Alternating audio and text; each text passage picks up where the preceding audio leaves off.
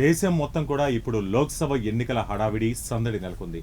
అలాగే ఇప్పుడు తెలంగాణ ఆంధ్రప్రదేశ్లో అటు లోక్సభ అలాగే అసెంబ్లీ ఎన్నికలు కూడా జరిగాయి. ఇప్పుడు తెలంగాణ రాష్ట్రంలో చూసుకున్నట్లయితే గత నెల 13వ తారీఖున లోక్సభ ఎన్నికలు జరగడం, అలాగే ఫలితాల కోసం వేచి చూస్తున్నారు. ఇది జూన్ 4వ తారీఖు ఎన్నికల ఫలితాలు వెలువడుతున్నాయి. ఇప్పటికే దేశంలో ఉన్నటువంటి ప్రముఖ రాజకీయ నాయకులందరూ కూడా తమ తమ పార్టీల తరపున ప్రచారాలు నిర్వహించారు. అదే తమను గెలిపిస్తుందని కూడా వాళ్ళు బలంగా నమ్ముతున్నారు. ఈ నేపథ్యంలో తెలంగాణలో లోక్సభ ఎన్నికల ఫలితాలు ఎలా ఉండబోతున్నాయి, ఎవరికి ప్రజలు పట్టం కడతారు అనేటటువంటి మొదలైన విషయాలను ఇక్కడ తెలంగాణ యువజన కాంగ్రెస్ రాష్ట్ర అధికార ప్రతినిధి క్రాంతి గారు ఈరోజు మనతో స్టూడియోలో ఉన్నారు. వారిని అడిగి కాంగ్రెస్ విజయ అవకాశాలు ఎలా ఉంటున్నాయి తదితర అంశాలపై ఆయన మాటలు అడిగి తెలుసుకుందాం. క్రాంతి గారు నమస్కారం, welcome to our studio sir.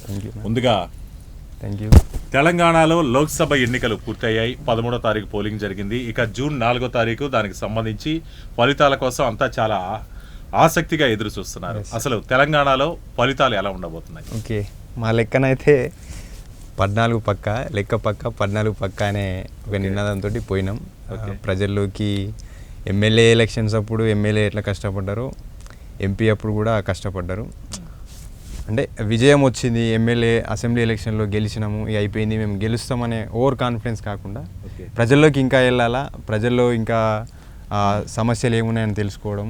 అంటే 7 సెగ్మెంట్స్ ఉంటాయి కదా, 7 నియోజకవర్గాల్లో ఎట్లా పర్యటించాలని, అంటే ప్రతి ఒక్క ఎమ్మెల్యే నియోజకవర్గంలో గ్రౌండ్ స్థాయిలో పనిచేసారు. గ్రౌండ్ స్థాయిలో పనిచేసి ప్రతి 17 మంది అభ్యర్థుల కోసం పనిచేసారు. దాదాపు మా లెక్కనైతే 14 అనేది ఉంది. సరే చూద్దాం, 1-2 అటు ఇటు కావచ్చు. మాకైతే కాన్ఫిడెన్స్ ఉంది. ప్రజల నుంచి అయితే మాకు ఆదరణ ఉంది. సరే మా ప్రతిపక్షాలు చెప్పొచ్చు 3 నెలల పరిపాలన అట్లా ఉంది ఇట్లా ఉంది అని, కానీ ప్రజల నుంచి మాకైతే ఎటువంటి డిఫెక్ట్ అనేది ఉండదు. ఖచ్చితంగా మాకు మంచి రిజల్ట్ ఇస్తారనేది మాకైతే నమ్మకం ఉంది. ఓకే, ఇప్పుడు బీజేపీ చూసుకున్నా కానీ 12 సీట్ల కంటే తక్కువ మాకు రావుంటుంది. అలాగే బీఆర్ఎస్ కూడా అదే మాటే చెప్తుంది. ఇక అన్ని పార్టీలు కూడా ఇదే ధీమాను వ్యక్తం చేస్తున్నాయి. మీకే 14 సీట్లు అనే నమ్మకం ఎలా?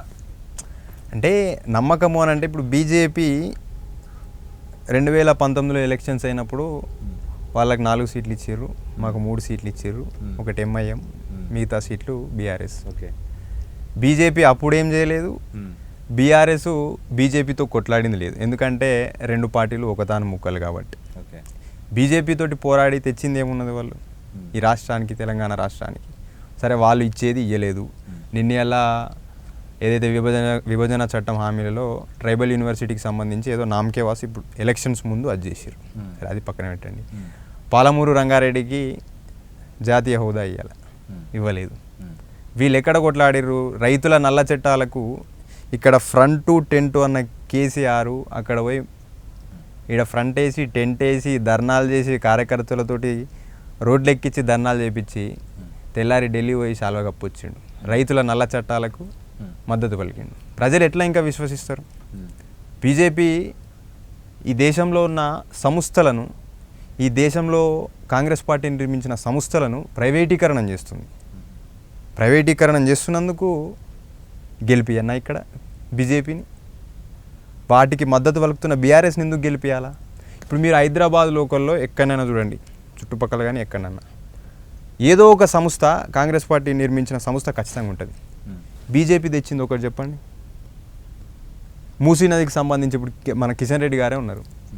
మూసీ నదికి సంబంధించి ఒక 30 రూపాయలు పెట్టి మూసీ నది ప్రక్షాళన కోసం ఏమన్నా అది చేసిరా? సరే రాజకీయాలు ఉండొచ్చు, ఎప్పుడు ఓట్లప్పుడు రాజకీయాలు ఉంటాయి. ఎన్నికలు అయిపోయాక అభివృద్ధి పదం వైపు బీజేపీ ఏం చేసింది దేశం నుంచి చూసుకుంటే? దానికి ప్రతిపక్ష పాత్రగా బీఆర్ఎస్ ఏం చేసింది? అడిగింది ఏంటిది? అది ఇప్పుడు బీఆర్ఎస్ చెప్తుంది ఏంటంటే, మేము గతంలో చేసిన అభివృద్ధిని ప్రజల ముందు సరిగా మేము దాన్ని ప్రచారం చేసుకోలేకపోయాము. అంటే ఎలక్షన్లకు ముందు దానివల్లే మేము ఎలక్షన్లో వెనకబడ్డాము, అంతేగాని ప్రజల నుంచి మాకేం వ్యతిరేకత లేదు. మేము అభివృద్ధి చేయకుండా ఉండంది కూడా ఏమీ లేదు. అభివృద్ధి అయితే మేము చేసి చూపించామంటున్నారు. అభివృద్ధి ఉంది, దానికి మించిన అవినీతి ఉంది అని చెప్తున్నా. అభివృద్ధి ఉంది, దానికి మించిన అవినీతి ఉంది. మరి అవినీతిని ఎందుకు గ్రహించలేకపోయారు మీరు? మీ ఎమ్మెల్యేలు మీరు చేస్తున్న లక్షల కోట్ల దుర్వినియోగము, దోపిడీ, రైతులకు సంబంధించిన సమస్యలు పట్టించుకోకపోవడము, విద్యార్థులకు సంబంధించిన పరిస్థితులు పట్టించుకోకపోవడము, ఇట్లాంటి సమస్యల వల్ల, నిరుద్యోగత వల్ల నోటిఫికేషన్స్ ఇస్తారు, పేపర్ లీకులు చేస్తారు, పేపర్లు అమ్ముకుంటారు. ఇట్లాంటివి మీకు ఎఫెక్ట్ అయినాయి కాబట్టి ఇలా మిమ్మల్ని ప్రతిపక్ష పాత్రలకు కూర్చోబెట్టారు. మాకు దాదాపు 64 సీట్లు ఇచ్చారు, మమ్మల్ని అధికార పక్షంగా ఎన్నుకున్నారు. అభివృద్ధి చేయలేదు అని ఎవరు చెప్పి? అభివృద్ధిలో అవినీతి ఉంది, అభివృద్ధికి మించిన అవినీతి ఉంది. ఇలా 7 లక్షల కోట్ల అప్పు ఎవరి మీద భారం?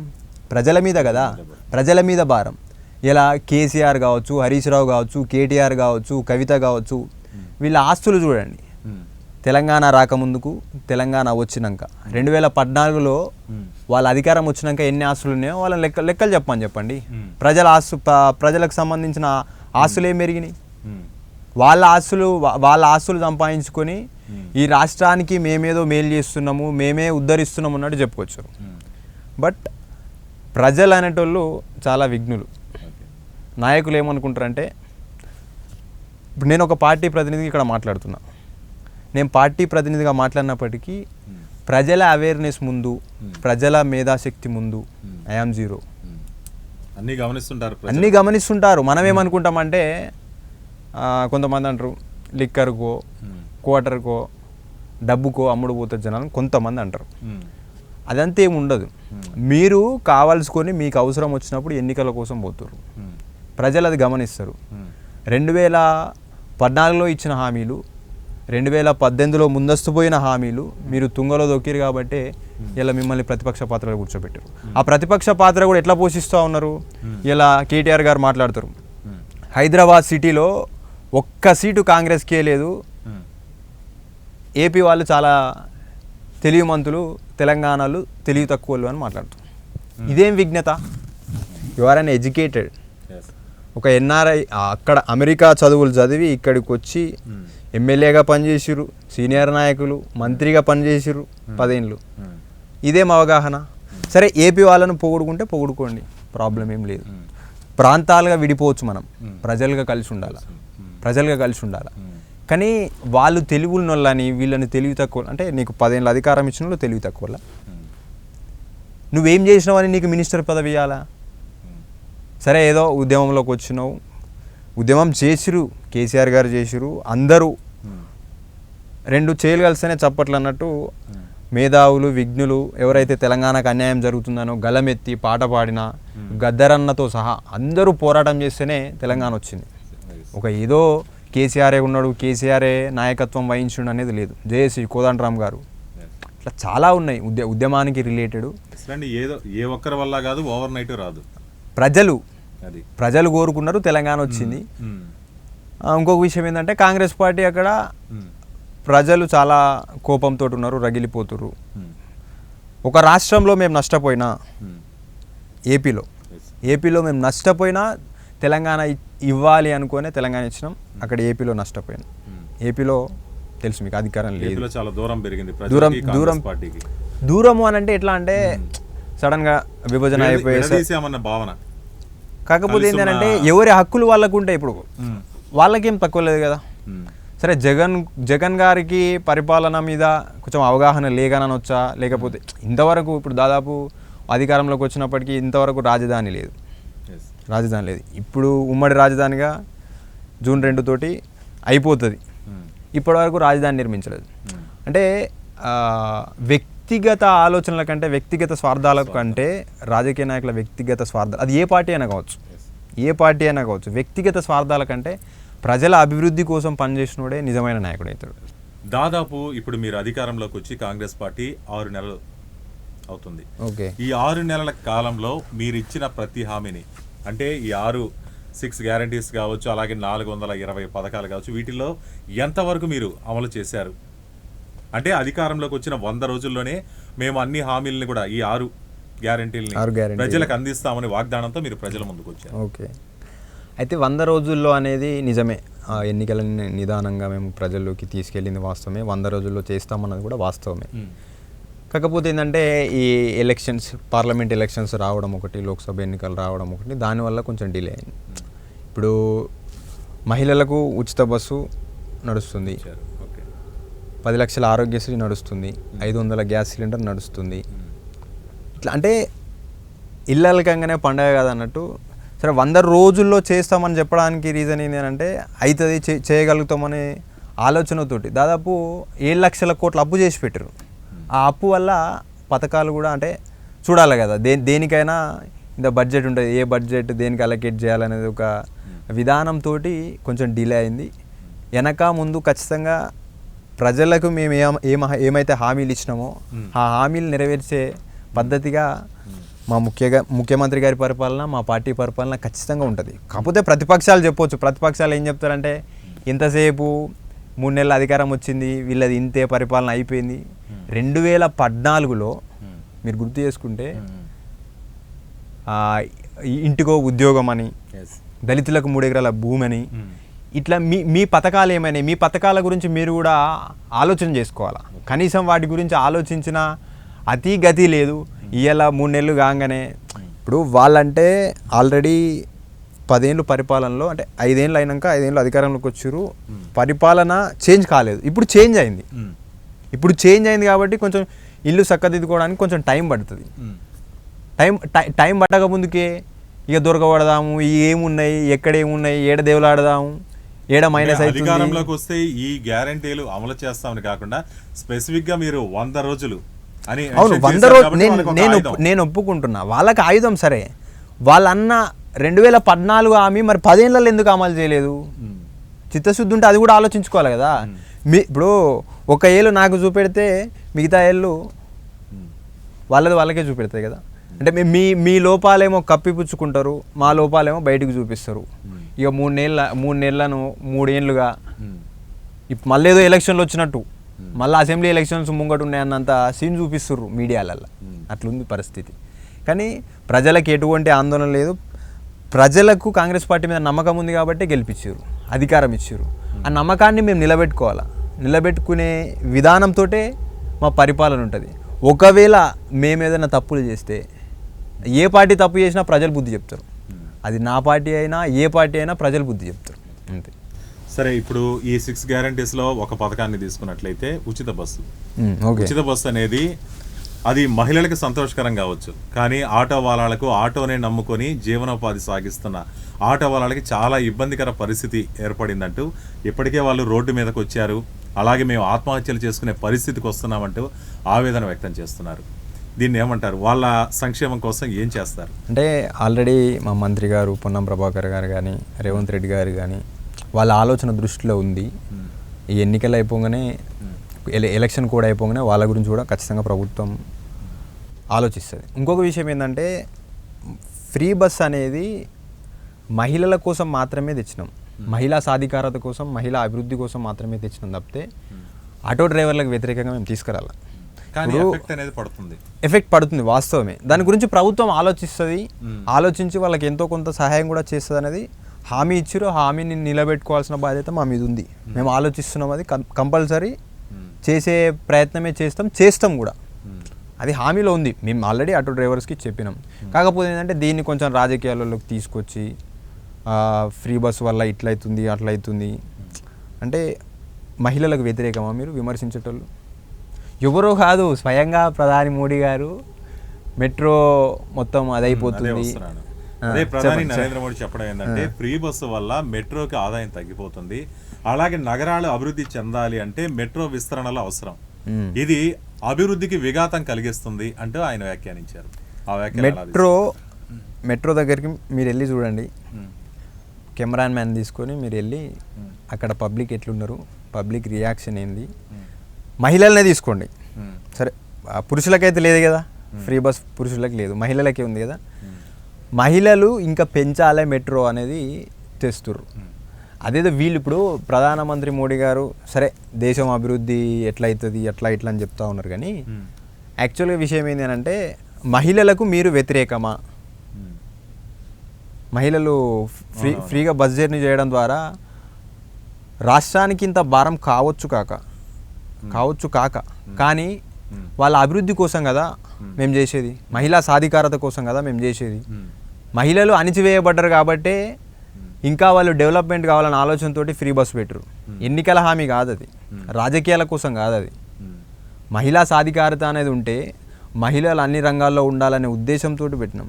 ఇప్పుడు ఒక మహిళ స్టార్టింగ్లో పనిచేసేటప్పుడు ఒక నెలకు ఒక 5,000 జీతం వచ్చింది అనుకోండి ఎగ్జాంపుల్. జర్నీ చేస్తే మినిమం ఛార్జెస్ ఎంత పోతాయి? 2,000 to 3,000 ఖచ్చితంగా పోతాయి. 2,000 గురించి నేను గడప దాటడం అవసరమా అనుకున్న మహిళ, నాకు ఇలా ఉచిత బస్సు సౌకర్యం ఉంది ఒక తెలంగాణ బిడ్డగా, నాకు 5,000 మిగులుతాయని గడప దాటి బయటకు వచ్చి ఇలా పని చేసుకుంటారు. అదెందుకు గమనించలేకపోతా ఉన్నారు మోడీ గారు? అంటే మనము ప్రభుత్వం కల్పించిన ఫ్లైట్లల్లో రైళ్ళల్లో మనం తిరిగి మన కంఫర్ట్ మనం చూసుకుంటే అయిపోద్దా? దానికి ఆల్టర్నేటివ్గా ఎటువంటి ఆలోచనలు, విధానాల మీద చెప్పండి. సో ఇట్లా కాదు ఇట్లా చేయండి, ఇది కాదు ఇది చేయండి అని చెప్పండి. మీరు మహిళలకు వ్యతిరేకంగా స్టేట్మెంట్ ఇస్తే దేశం మొత్తం మీకు వ్యతిరేకత అవుతుంది, మహిళలందరూ. నెక్స్ట్ ఇంకోటి తీసుకుంటే రైతు రుణమాఫీ అంశం. ఓకే, రైతు రుణమాఫీ అంశం అనేది ఆగస్టు 15వ తారీఖల్లా ఎట్టి పరిస్థితుల్లో మేము రైతులకి రుణమాఫీ చేస్తామంటూ రేవంత్ రెడ్డి హామీ ఇవ్వడం జరిగింది. దానికి స్పందించిన హరీష్ రావు కూడా అంతే ధీటుగా అది జరగడం అనేది అవాస్తవం, అది జరగదది, ఒకవేళ జరిగితే నేను రాజీనామా ఒకవేళ అది జరిగిందంటే రాజీనామా చేస్తా అంటూ సవాల్ విసిరారు. జరగకపోతే మీరు రాజీనామా చేస్తా అంటూ కూడా ఒక ఇది ఇద్దరి మధ్య కాంపిటీషన్ వాడివేడికి జరిగింది. రాజకీయాల్లో విమర్శ ప్రతి విమర్శలు, సవాలు ప్రతి సవాలు కామన్. కాకపోతే ఏంటి అని అంటే రేవంత్ రెడ్డి గారు చెప్పినట్టు ఖచ్చితంగా ఆగస్టు 15 లోపు రుణమాఫీ అనేది జరుగుద్ది. క్యాబినెట్ మీటింగ్ కూడా ఉంది. కాకపోతే ఏంటి అని అంటే కండిషన్ తోటి ఉంది. సో రైతు రుణమాఫీ రిలేటెడ్ ఏది చర్చ జరగొద్దు అనేది ఒక కండిషన్ ఉంది. సో ఖచ్చితంగా ఆగస్టు 15 లోపు ఖచ్చితంగా రుణమాఫీ అయింది, చేయాలి. ఎందుకంటే అది మా బాధ్యత. ఆ రైతులే మమ్మల్ని గెలిపించారు కాబట్టి రైతులకు మేము అండగా ఉంటేనే మా బాధ్యత మేము నెరవేర్చుకున్నట్టు ఉంటుంది. ఖచ్చితంగా రైతులు ఎటువంటి ఆందోళన చెందాల్సిన అవసరం లేదు. ఇక హరీష్ రావు గారి విషయానికి వస్తే అదేదో లెటర్ ఇచ్చిండు, అది స్పీకర్ ఫార్మేట్ కానే కాదు యాక్చువల్గా. ఏదో నామకేవాస్ లెటర్ రాసి ఇచ్చిండు. మీకు అంతా రాజీనామా చేయాలని ఉంటే మా సిద్దిపేట ప్రజలు కూడా, నాది కూడా సిద్దిపేట జిల్లానే, మా సిద్దిపేట ప్రజలు కూడా ఏమనుకుంటారు అంటే ఈ హరీష్ రావు ఎప్పుడు వెళ్ళిపోతాడో అని ఉంది. ఆ లెటర్ తీసి జేబులో పెట్టుకోండి, ఆగస్టు 15 తారీఖు రుణమాఫీ అయిపోద్ది, రాజీనామా చేస్తే సిద్దిపేటకు కూడా విముక్తి వస్తుంది. ఓకే, హరీష్ రావు అంటే రాజీనామా చేస్తాన్నారు. మరి రేవంత్ రెడ్డి స్వీకరించారా ఈ సవాల్ని? ఇప్పుడు స్వీకరించారంటే మేము ప్రజలకు జవాబుదారితనం అండి. వీళ్ళకి ఏంది జవాబుదారితనం? 10 ఏళ్ళు రాష్ట్రాన్ని సర్వనాశనం చేసి ఉద్యమం అనే పేరు మీద మీ కుటుంబాన్ని మీరు నింపుకొని, మీ పొక్కలు మీరు నింపుకొని, మా ప్రజల పొట్టలు కొట్టి, మా పొక్కలు కొట్టి మీరు బాగుపడి ఎవరిని బాగు చేసిర్రు? మీ ఆస్తులు మీరు పెంచుకున్నారు. అసలు తెలంగాణ ప్రజలకి ఏం చేసిరని వీళ్ళ ఆస్తులు చూడండి. హరీష్ రావు ఆస్తులు, వాళ్ళ కుటుంబం ఆస్తులు చూసుకోండి, ఎన్ని ఆస్తులు పెరిగినాయి అనేది ప్రజలు చూసి. ఇప్పుడు సరే నయానో భయానో సిద్దిపేటలో గెలిచిరు కావచ్చు, ఆడ మీకు ఒక బేస్ అనేది ఉంది. ఎందుకంటే రాజకీయాల్లో వచ్చినప్పటి నుంచి సిద్దిపేట నుంచి కాబట్టి ఉంది. మీ అవినీతి అనేది రంగనాయక సాగరు ఆ భూములలో ఆల్రెడీ మొన్న వచ్చింది, చర్చ తెర మీదకి వచ్చింది, అది కూడా ఎంక్వైరీ అవుతుంది. వీళ్ళందరూ పోయేటోళ్ళే, అవినీతి చేసిన వాళ్ళు. అది ఓకే. ఇక చూసుకున్నట్లయితే మీ కాంగ్రెస్ ప్రభుత్వం అధికారంలోకి వచ్చిన తర్వాత ప్రధానంగా తెలంగాణ రాష్ట్రంలో కరెంటు కష్టాలు, అలాగే నీటి కష్టాలు పెరిగాయి. బీఆర్ఎస్ ప్రభుత్వంలో అలాంటి పరిస్థితి మాకు ఎప్పుడు తలెత్తలేదు అంటూ ఇటు ప్రతిపక్షాలు, కొన్ని చోట్ల ప్రజల నుంచి కూడా కొన్ని అభిప్రాయాలు వ్యక్తం అవుతున్నాయి. దీనికి మీరేమంటారు? అయితే యాక్చువల్గా నేను చెప్పడం ఒకటి, రేవంత్ రెడ్డి గారు కూడా చెప్పారు. ఏంటంటే power interruption, power cut difference ఉంటుంది. పవర్ ఇంటరప్షన్ అనేది ఇప్పుడు ఎగ్జాంపుల్ ఇది వర్షాకాలంలో చెట్లు పడతాయి, స్తంభాలు కూలిపోతాయి. వర్షం వచ్చినప్పుడు ఒక్కొక్క ఏరియాలో ఆ సిచ్యువేషన్ వచ్చినప్పుడు పవర్ బంద్ చేయాల్సి వస్తుంది. పరిస్థితులకు అనుకూలం అది. పవర్ ఆన్ చేసి పెడితే జనాలు నడుచుకుంటూ పోతే కరెంట్ షాక్ రాదా? అది పవర్ ఇంటరప్షన్ అంటారు. పవర్ కట్ అంటే నేను ఎగ్జాంపుల్ చెప్తున్నా మీకు. ఇప్పుడు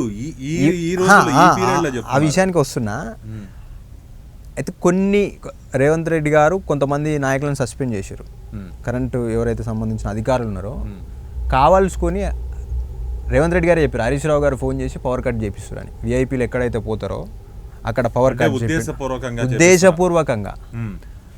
ఇక్కడ ఒక ఫంక్షన్ హాల్లో వీళ్ళ బీఆర్ఎస్ వాళ్ళతో మీటింగ్ పెట్టారు. అది ఇక్కడ సంథింగ్ సూర్యాపేట సంథింగ్ ఎక్కడో ఫంక్షన్ హాల్కి అసలు పవర్ అనేదే లేదు. దానికి వాళ్ళు జనరేటర్ తోటి అది చేస్తారు. పవర్ కట్ చేసుకొని వీడియోలో ట్రోల్ చేసారు. అది అధికారులు స్పందించి అసలు ఆ ఏరియాలో కరెంటే పోలేదు, కరెంటు పోకున్నా కూడా ఇట్లా క్రియేట్ చేసిరని అధికారికంగా ప్రకటన చేసిరు. కరెంటు సంబంధించిన అధికారులు అధికారిక ప్రకటన చేసిరు. అంటే 3 నెలల ఇప్పుడు కరెంట్ అనేది ప్రజలకి ఇచ్చినప్పుడు సరే మీరు వచ్చినాక 24 గంటల కరెంట్ వచ్చింది. కరెంటు తెచ్చింది ఎవరు? కాంగ్రెస్ పార్టీ కదా. కరెంటు తెచ్చిందే కాంగ్రెస్ పార్టీ. మీరు మాకు వచ్చి కొత్తగా చదువు చెప్తా అంటే ఎట్లా? పవర్ రాగానే ఏదో కాంగ్రెస్ రాగానే కరెంటు పోతుంది. కాలానికి అనుగుణంగా కొన్ని ఉంటాయి, ప్రకృతికి అనుగుణంగా కొన్ని ఉంటాయి. ఇలా నిన్న అధికారులు స్టేట్మెంట్ ఇచ్చారు వాతావరణ శాఖ, ఈసారి కాలం మంచిగా అవుతుంది, ముందే కాబోతుంది అని. ఇప్పుడేమో వర్షాలు లేవు, పొలాలు ఎండిపోతున్నాయి, ప్రాజెక్టులలో నీళ్ళు లేవు కాంగ్రెస్ రాగానే. కాలానికి కాంగ్రెస్కి ఏం సంబంధం? ఆ లెక్కకు వస్తే మేము వచ్చి 4 నెలలు, ఇప్పుడు అప్పటికి 3 నెలలు 4 నెలలు అవుతుంది మీరు ఏదైతే విమర్శ చేసిరో మా మీద. ఆ 3-4 నెలల కంటే ముందు మీరు పవర్లురు కదా. మీరు చేసిన తప్పుతోటే కాలం ఈ పరిస్థితికి వచ్చిందని మేము అంటలేం కదా. కాలానికి కాంగ్రెస్కు సంబంధం లేదు. అట్లాంటి ఇప్పుడు నెక్స్ట్ వచ్చే సీజన్ వాతావరణ శాఖ చెప్పిన దాని ప్రకారం అంటే మరి కాంగ్రెస్ పార్టీ వచ్చింది కాబట్టి కాలం మంచిగా అవుతుందని మేము చెప్పుకోనా? మేము అట్లా చెప్పుకుంటలేం కదా. మాకు చెప్పుకోవాల్సిన అవసరం లేదు. కాలము ప్రకృతి అనేది యాక్ట్ ఆఫ్ గాడ్, అది అంతే అయితేనే ఉంటుంది. కొన్ని సమస్యలు వస్తాయి, వాటిని నిలదొక్కుకోవాల్సిన అవసరం కూడా ఉంది మాకు. ఓకే, ఇప్పుడు రైతులకు సంబంధించి ఇబ్బంది గురించి మాట్లాడుతున్నాం. ధాన్యం కొనుగోలు. ఓకే, ధాన్యం కొనుగోలులో ఇప్పుడు అధికారులు అటువైపు కన్నెత్తి చూడట్లేదు. దానికి తోడు అకాల వర్షాల్లో ధాన్యం మొత్తం తడిసి ముద్దవుతుంది. తడిసిన ధాన్యాన్ని కొనట్లేదు. సాక్షాత్తు ముఖ్యమంత్రి రేవంత్ రెడ్డి చెప్పినా కానీ అధికారులు బేఖాతరు చేస్తున్నారు అనేటటువంటి పరిస్థితి ఉంది. అయితే చీఫ్ సెక్రటరీ గారు కలెక్టర్లతోటి సమావేశం పెట్టారు. కలెక్టర్లు సమావేశం పెట్టి ధాన్యాన్ని కొనాలి. కొంతమంది కలెక్టర్లు కూడా ఏదైతే నానిన ధాన్యం ఉందో దాన్ని ఎండబెట్టి మరి కొనే ప్రయత్నంలో కొన్ని కార్యక్రమాలు చేపట్టారు కలెక్టర్లతో సహా. సరే, ఒక్కొక్క చోట ఒక్కొక్క ప్రాబ్లం ఉండొచ్చు మీరు అన్నట్టు. ఎందుకంటే ఈ ప్రపంచమే పెట్టుకోండి, లేకపోతే మన దేశమే పెట్టుకోండి, రైతులకు సంబంధించిన సమస్య అనేది నిత్యం ఏదో ఒక సమస్య వస్తూనే ఉంటుంది. ఎందుకంటే ఇప్పుడు పంట పండించేదాకా ఒక ఎత్తు, పంట తీసినాక ఒక ఎత్తు, పంట వేసే ముందు ఒక ఎత్తు. సో ఆ రిలేటెడ్లో ఉంటుంది. కాకపోతే ఏంటంటే మ్యాక్సిమం అధికారులకు ఆదేశాలు ఇస్తూనే ఉన్నారు, రెగ్యులర్గా వీడియో కాన్ఫరెన్స్ తోటి మాట్లాడుతూ ఉన్నారు. ధాన్యం ప్రతి గింజను ప్రభుత్వం కొంటది, కొనాల్సిన బాధ్యత మాకు ఉంది. మీరు ఎగ్జాంపుల్ బీర్లా ఐలయ్య గారు ఆలేరు కాన్స్టిట్యూన్సీకి సంబంధించి అక్కడికి పోయి మరీ సందర్శించి ఇవి మీరు కొనాలి అది దాన్ని చెప్పి మరీ వచ్చారు. అంటే ప్రజలు మాకు అధికారం ఇచ్చారు కాబట్టి మేము జవాబుదారితనంగా ఉండాలి కాబట్టి ప్రజల వద్దకు వెళ్తున్నాం. మీరే అన్నారు రేవంత్ రెడ్డి గారు ఆదేశాలు ఇచ్చిన అధికారులు బేఖాతరు చేస్తున్నారని మీరు అన్నారు. అటువంటి అధికారులకు రేవంత్ రెడ్డి గారు చెప్పారు, ప్రజలకు సంక్షేమంగా ప్రజల కోసం ఆలోచించే అధికారులు మాత్రమే ఉంటారు, లేదంటే బదిలీ వేట్లు అయితే. 27 రోజులైంది అధికారులు మా వైపు కన్నెత్తి చూడట్లేదు. అంటే ఒక రైతు రీసెంట్గా కూడా నిన్న వడ్లను తగలబెట్టేదానికి కూడా సిద్ధమయ్యారు. ఖచ్చితంగా అధికారుల మీద మాత్రం, అటువంటి అధికారుల మీద ఖచ్చితంగా మా ప్రభుత్వం చర్యలు తీసుకుంటుంది. మాకు రైతుల సంక్షేమమే మా పార్టీకి ముఖ్యం. సరే, ఇక మద్యం గురించి చూసుకున్నట్లయితే మద్యం కొనుగోలులో అనధికార మద్యం పాలసీకి తెరలేపుతోంది ప్రభుత్వం. అలాగే లేని బ్రాండ్లు అంటే కమిషన్ల కోసం అని చెప్పి కొత్త బ్రాండ్లు, అంటే ఉన్న బ్రాండ్ల కొరత సృష్టించి కొత్త బ్రాండ్లకి అనుమతులు ఇస్తున్నారు. ఇప్పుడు ఆంధ్రాలో చూసుకున్నా కానీ అలాంటి పాలసీతోనే చాలా విమర్శలు ఎదుర్కొంది. వచ్చిందా ఇప్పుడు బ్రాండ్? వచ్చిందా బ్రాండ్? ఏదైనా పేరు చెప్పండి, నాకైతే తెలియదు. వస్తున్నాయంటున్నారు. ఇప్పటికే పేరు పొందిన బ్రాండ్లు అంటే ఇప్పుడు సిద్ధంగా ఉందని ప్రతిపక్షాల ఆరోపణ. అసలు యాక్చువల్గా మందులు చిందులు విందులు ఈ రాష్ట్రానికి అంటగట్టింది ఎవరు? ఎంపీ ఎలక్షన్స్ ఎంత సాఫీగా జరిగినాయి. ఈసారి ఎటువంటి చిందులు లేవు, ఎటువంటి విందులు లేవు. అదే కేసీఆర్ ఉన్నప్పుడు ఎట్లున్నది? సో మందు రిలేటెడ్ ఇప్పుడు మీరు అన్నదాకా తెలియదు కొత్త పాలసీ వస్తుంది అది ఇదని. ఈ రోజుకి వచ్చినటువంటి లిక్కర్ విషయంలో కానీ, గంజాయిల విషయంలో కానీ, డ్రగ్స్ విషయంలో ప్రభుత్వం చాలా సీరియస్గా ఉంది. రేవంత్ రెడ్డి గారు డైరెక్ట్ ఆదేశాలు ఇచ్చిండు, యువత నిర్వీర్యం కావద్దు, తొక్కి పట్టాలే డ్రగ్స్ని కానీ ఎవరైతే ఈ రిలేటెడ్ దందా ఎవరు చేస్తారో వాళ్ళని తొక్కి పట్టాలో, వాళ్ళు అసలు యువతను తాకొద్దు అనేది చాలా రైట్స్ అవుతున్నాయి ఈ మధ్య. ఆ రైట్స్ ద్వారా అంతా పట్టుబడుతున్నారు. అధికారులు చాలా సీరియస్గా పనిచేస్తారు. ఎందుకంటే డ్రగ్స్ కానీ ఈ ఆల్కహాల్ కానీ దానివల్ల చాలా యువత అనేది చాలా చెడిపోయే పరిస్థితి ఉంది కాబట్టి దాని మీద సీరియస్ యాక్షన్ తీసుకుంటారు ఖచ్చితంగా. అంటే ప్రముఖ మద్యం బ్రాండ్లు కనిపించకుండా పోయే ప్రమాదం ఉంది. కొత్త బ్రాండ్లు అంటే ఇక్కడ కొత్త బ్రాండ్ అనేది అసలు ఆ పేరే లేదు. ఒక పేరు చెప్పండి నాకు. కమిషన్లకి కొత్త బ్రాండ్లకి మార్గాన్ని సుగమం చేస్తుంది, కొత్త లిక్కర్ పాలసీని తీసుకొస్తుంది అంటూ ఆరోపణలు. అంటే భవిష్యత్తులో ఇలాంటి తీసుకొచ్చేదేమీ లేదు. లిక్కర్ పాలసీ అనేది ఇంకే అసలు డిస్కషన్ లేదు. వీళ్ళు తెర మీదకి తెస్తారు కానీ అదేం లేదు. ఆరోపణ అంటారు, తెస్తున్న ఆరోపణలు. ఓకే, ఖచ్చితంగా అదేం ఉండదు. ఓకే. ఇక ఆర్టీసీ విలీనం గురించి ఆర్టీసీ ఉద్యోగులు చాలా ఆశలు పెట్టుకొని ఉన్నారు. గత బీఆర్ఎస్ ప్రభుత్వ హయాంలో దాదాపు 90% దీనికి సంబంధించిన ప్రక్రియ అంతా పూర్తి అయిపోయింది. ఈ 6 నెలల కాలంలో కనీసం మా వైపు కన్నెత్తి కూడా చూడలేదు. ఇది మా రిటైర్ అయ్యే ఆర్టీసీ ఉద్యోగులకి ప్రయోజనాల మీద ప్రభావం పడుతుందంటూ వాళ్ళు వాపోతున్నారు. దీని మీద ఆర్టీసీ ఎండి గారు సజ్జనార్ గారు చర్చలు జరుపుతూ ఉన్నారు.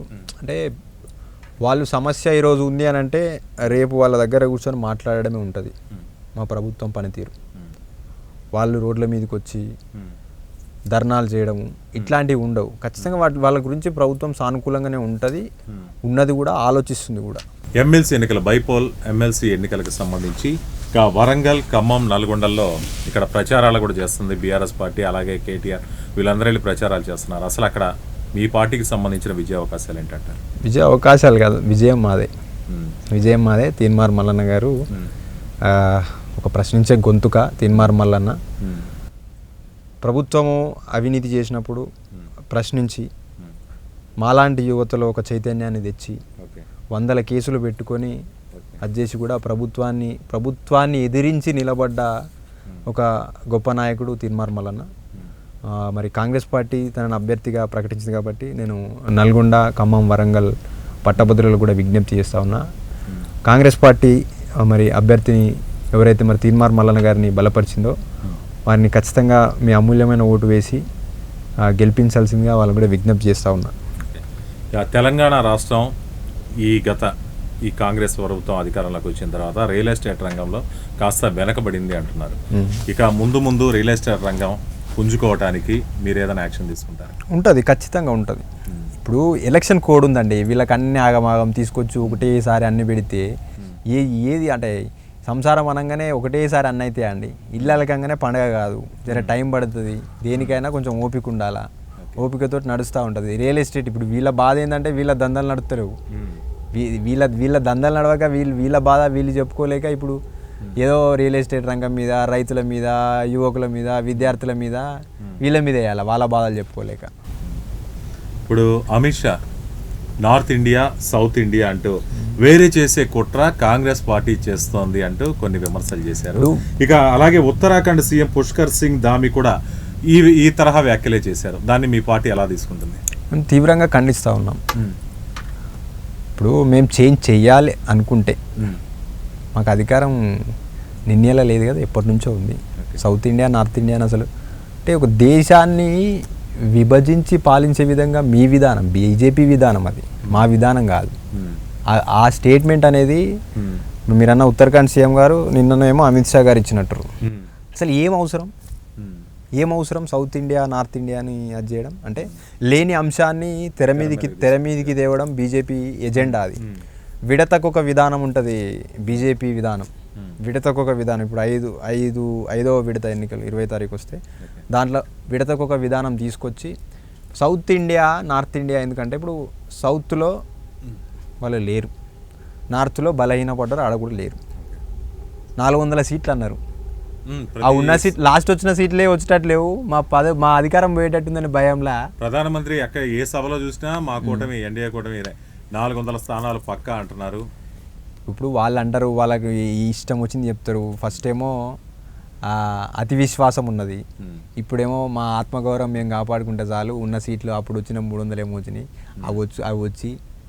అవి వస్తే చాలు అనుకునే కాడికి ఇప్పుడు వచ్చారు.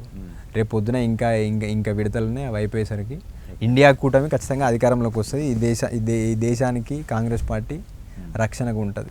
ఎందుకంటే రిజర్వేషన్ల మీద, రాజ్యాంగం మీద బీజేపీపై వ్యతిరేకత చాలా ప్రజల్లో వచ్చింది. రిజర్వేషన్లు ఎత్తేసే ప్రయత్నం బీజేపీ చేస్తుంది. అది రేవంత్ రెడ్డి గారు కావచ్చు, మా పార్టీ నాయకత్వం బలంగా మా ఆరోపణ అది. మా రాహుల్ గాంధీ గారు కూడా చెప్పారు. ఇప్పుడు మొన్న రీసెంట్గా ముస్లింలను వేరుగా చూడడం నా ఉద్దేశం కాదు అనేది మోడీ గారు చెప్పారు. అంటే ఒక దగ్గరికి పోయేమో పుస్తెల తాళ్ళ గురించి మాట్లాడతారు, కాంగ్రెస్ పార్టీ గెలిస్తే రిజర్వేషన్లన్నీ తీసుకుపోయి ముస్లింలకు ఇస్తారని మాట్లాడతారు. అందుకే అంటున్నా, విడతకొక విధానం కాదు, ప్రజల సంక్షేమం ఆలోచించండి. ద్రవ్యోల్బణం ఏంది, నిరుద్యోగత ఏంది, రైతుల సమస్యలు ఏంది, ఎలా 15 లక్షలు ఇస్తా అని చెప్పి 10 రూపాయలు లేవు. కార్పొరేట్ శక్తులకు ఈ దేశాన్ని అజ్జేస్తారు. ఈ దేశంలో కార్పొరేట్ శక్తులకు అజ్జేయడానికి ఈ దేశంలో మీరు అధికారంలో ఉన్నారా, ప్రజల కోసం ఉన్నారా? ప్రజల కోసం కాదు కదా వీళ్ళు చేసేది. మరి ప్రజల కోసం చేస్తలేరు. కొంతమంది మేధావుల మౌనం కూడా ఈ దేశానికి అదవుతుంది. మేధావులు మౌనంగా ఉండొద్దు, నష్టం కలిగిస్తుంది. ఎందుకు ద్రవ్యోల్బణం గురించి మాట్లాడరు, నిరుద్యోగత గురించి మాట్లాడరు, రైతుల కష్టాల గురించి మాట్లాడరు. ఇప్పుడు ఇదే విభజించు పాలించు అన్నట్టు south India, north India, Pakistan, China ఏజెంట్లు. మీరు ఇప్పుడు బీజేపీని వ్యతిరేకిస్తే మీరు పాకిస్తాన్ ఏజెంట్ అవుతారు. ఇప్పుడు పాకిస్తాన్ అన్నారు కాబట్టి మోడీ ఈ మధ్య చేసిన ఒక వ్యాఖ్య అయితే రాహుల్ గాంధీ విజయం కోసం పాకిస్తాన్ దువా చేస్తుంది అంటున్నారు. మరి నిజంగా పాకిస్తాన్ రాహుల్ గాంధీ గెలుపు కోరుకుంటుందా? ఇప్పుడు వాళ్ళు ఏంది అని అంటే, ఒక దేశం అభివృద్ధి చెందాలంటే ఇంకో ఎదిగిన దేశంతో పోల్చుకోవాలి. దరిద్రంలో ఉన్న పాకిస్తాన్ గురించి ఎందుకు? సౌదీ అరేబియా గురించి మాట్లాడు, అమెరికా గురించి మాట్లాడు, దుబాయ్ గురించి మాట్లాడు. ఆ దమ్ము లేదు.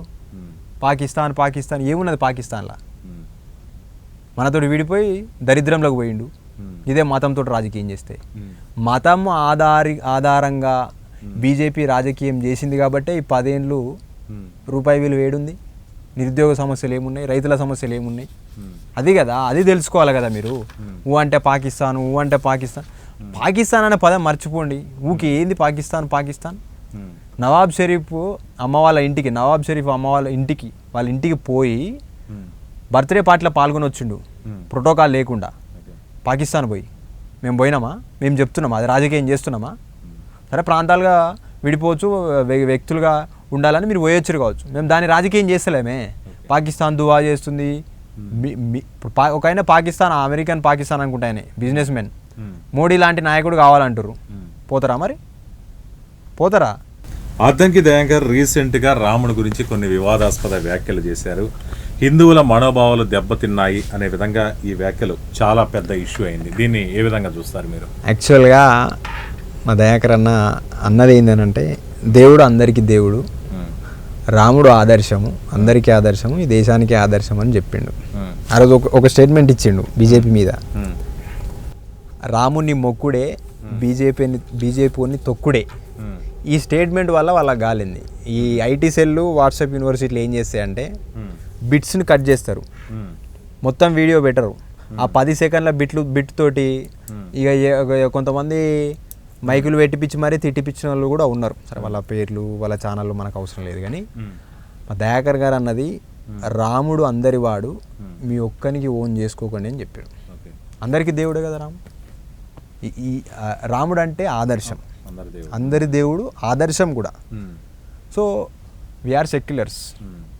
మనము ప్రతి మతాన్ని గౌరవించాలా, మన మతాన్ని మనం ప్రేమించుకుంటాం, ఎదుటి మతాన్ని గౌరవించాలి. అది మా ఎజెండా. మీదేంది? అంటే ముస్లింలను ముంగటేయాలా, మైనారిటీలను ముంగటేయాలా, విడదీయాలా, విభజించాలా, అధికారం పొందాలా. మాకు ఆ ఉద్దేశం కాదు. మేము రాజ్యాంగాన్ని గౌరవిస్తాం, రాజ్యాంగంలో ఉన్న లౌకికవాదాన్ని గౌరవిస్తాం. అది సమానత్వం అనేది ఇంపార్టెంట్, పరమత సహనం అనేది ఇంపార్టెంట్. సరే, మెజారిటీ ప్రజలకు అన్యాయం జరిగినప్పుడు చెప్తే ప్రభుత్వాలు ఏం చర్యలు తీసుకోకపోతే, ప్రభుత్వంలోనే నువ్వు ఇంటికి చర్యలు తీసుకునేది ఎవరు? ఇంకా వాళ్ళకి అన్యాయం ఇప్పుడు మెజారిటీ హిందువులే కదా ఇలా ట్యాక్సులు కట్టేది, జిఎస్టీలు కట్టేది. ఎందుకు వేసినావు? పెరుగు మీద, పాల మీద జిఎస్టీలు ఎందుకు వేసినావు? ఎవరు కడుతున్నారు? హిందువులు కడతలేరా?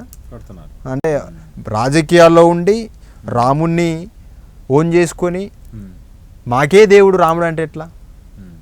అటువంటి విషయాన్ని మా అన్న కొంచెం హ్యార్ష్గా చెప్పొచ్చు. చెప్పిన దాన్ని పట్టుకొని ఇక తెగ ట్రోల్ ఏమైతే ట్రోల్ చేస్తే వస్తే ఛానల్కి ఇంత టీఆర్పీ వస్తుంది కావచ్చు, కానీ మా దయాకర్ గారికి ఉరిగేది ఏం లేదు. దయాకర్ అన్న సమానత్వం కోసం తెలంగాణ మాలమాన ఆర్గనైజేషన్ నుంచి తెలంగాణ ఉద్యమం నుంచి నాయకునికి ఎదిగిండు. ఇప్పటి వరకు కూడా పదవి ప్రభుత్వం ఇవ్వకుండా సహనంతో ఓపికతోటి పార్టీ కోసం పనిచేస్తుండు. ఇంతకంటే త్యాగం పార్టీ కోసం ఓటు చేస్తారు, ప్రజల కోసం ఓటు చేస్తారు.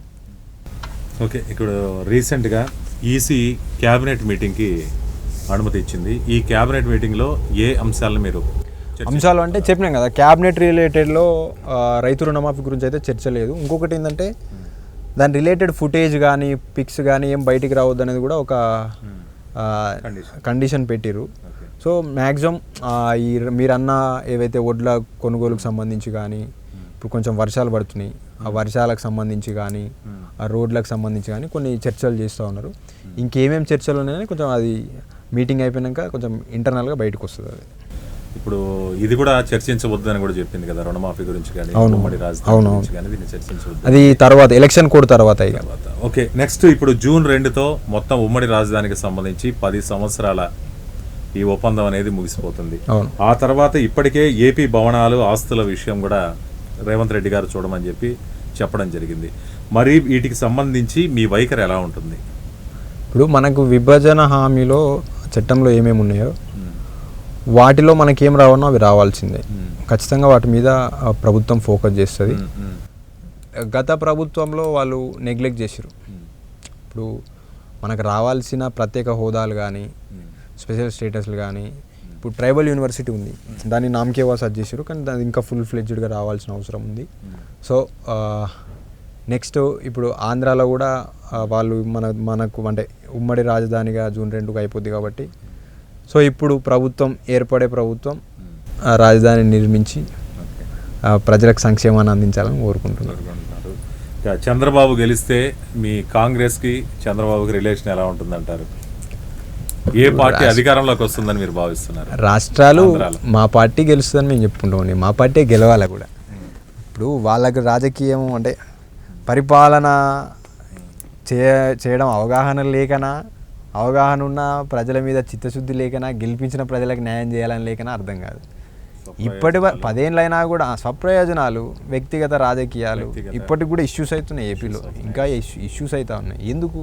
ఎలక్షన్ల ముందు జరిగే, ఎలక్షన్ తర్వాత ఏమైతుంది? ఎలక్షన్స్ తర్వాత ఎందుకు? ఎలక్షన్స్ ముందు అంటే రాజకీయాలు చేయాలా, మరీ అధ్వాన పరిస్థితికి.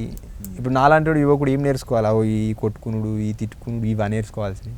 ప్రజలకు సంక్షేమం ఒక సేవకుడిగా, ఒక నాయకుడికి ఎట్లా ముంగట్టుకెళ్ళాలని నేర్చుకునే విధానం ఉండాలి తప్ప వేరే రకంగా ఉండొద్దు.